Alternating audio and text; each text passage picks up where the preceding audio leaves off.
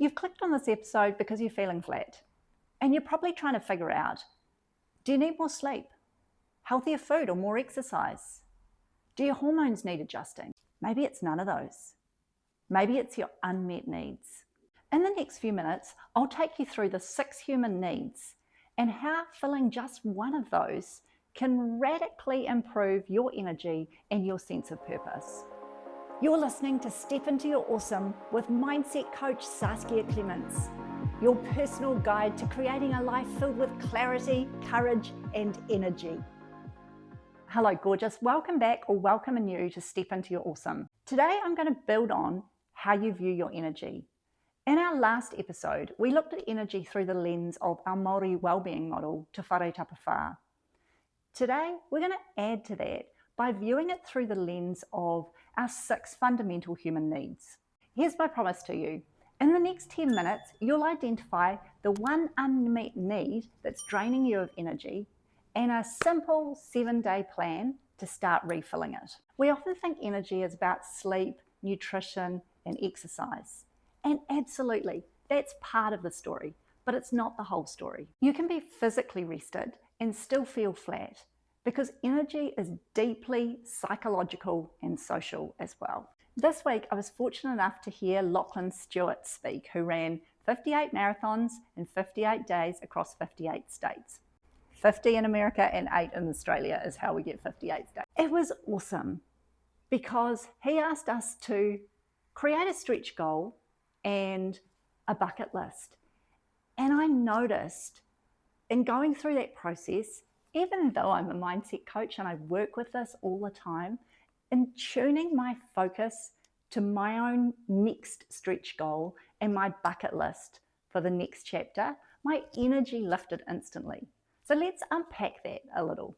This leads us into exploring the 6 human needs. So let's start with number 1, certainty. So certainty fuels energy by calming our nervous system. Without certainty, we can feel like we are in chaos, and that activates a threat state in the brain and body, and we're in that state of fight, flight, freeze, and that's really draining over time. So even in the midst of environments that are complex, changing, even chaotic, how do we create a sense of certainty and stability for ourselves?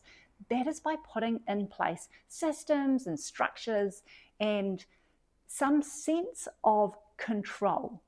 Now, how do we get control when things are outside of our control? By focusing on what we can control and letting go of what we can't control. So when you're thinking about implementing more certainty in your life, here's how you're going to do it. Think systems. So it could be an automatic payment for a bill that goes out each month so you don't have to think about it. It could be a ritual. I've got once a month drinks on a Sunday night with a couple of girlfriends, and I know that's going to happen every month without fail. So think systems, think rituals. Number 2, variety, the opposite of certainty. So if we have all certainty and no variety, it takes the bubble out of the champagne. What can novelty look like in your life? It can be super simple. Try a new cafe, take a new route to work or for your walk. Create a new playlist. Don't think big, just think small changes that can spice things up a little bit. So significance is the next need. And recognition activates the reward circuits in our brains. The next time you get a compliment, really soak it in. So as humans, we have a tendency to move on and not really capture our wins. We're pretty good at focusing and spending time on where we've failed or haven't measured up. But this is about capturing all the ways that we matter. So you could do this by writing it in your journal, putting post-it notes up, or as my assistant suggested, running screaming through a meadow. So number 4 is love and connection. Connection releases oxytocin, the love hormone, and we know that makes us feel good. So tiny actions here, you know what to do. Book a coffee with a friend, send a heartfelt thank you, anything that makes you feel more connected with the people who mean the most to you. Number 5 is growth. Stretching yourself rewires the brain and creates momentum. So consider ways that you'd love to grow in your life. It might be learning a new skill, an instrument, creating a stretch goal, like running a half marathon or a marathon. Just think about something that would take you beyond where you see currently possible. And the last one, number 6, is contribution. Giving creates a sense of purpose, of meaning, and it fuels resilience. So consider the ways that you can add to your contribution need. So a few ways to fill your contribution need: share your expertise, give of yourself, be it time or money, and think about ways that you can add meaning into other people's lives. So I've just gone to grab my journal because I've written down some questions now that we've covered off what each of the 6 human needs are. And these questions are going to get you to rate each of your needs on a scale of 1 to 10 as to how you're feeling in your life right now. So get ready. You might like to pause and go and grab your own journal or phone to write these down in. So number 1, certainty. How safe and on top of the basics do you feel? Number 2, variety. How much novelty or surprise are you experiencing in your life right now? 3, significance. How much do I feel that I matter and am recognized? 4, love and connection. How close and supported and loved or loving do I feel? Growth. Am I stretching, learning, or practicing something meaningful on a scale of 1 to 10? And finally, contribution.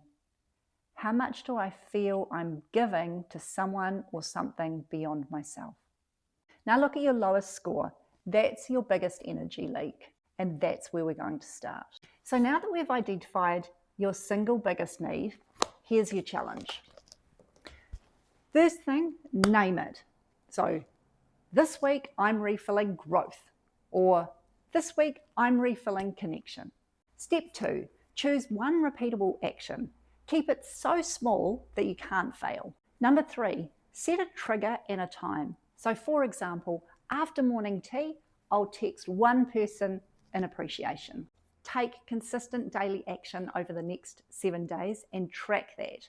By ticking that off every day, we fire dopamine in the brain, which gives us a sense of reward, and it is with this reward and this consistency that we create new habits. And number 5, rescan after a week. Is your energy up? Fantastic, keep it. If not, review and adjust.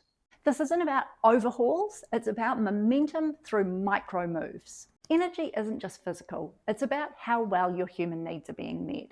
So scan them, pick one, and run your 7-day experiment. If this shifted something for you, be sure to follow the show. And please share it with someone who's feeling flat. And if you want community and support to keep building these habits, come join me inside the Awesome Club. So thanks for listening. I'm Saskia, your practical mindset coach and fierce believer in your limitless possibility. Until next time, keep stepping into your awesome.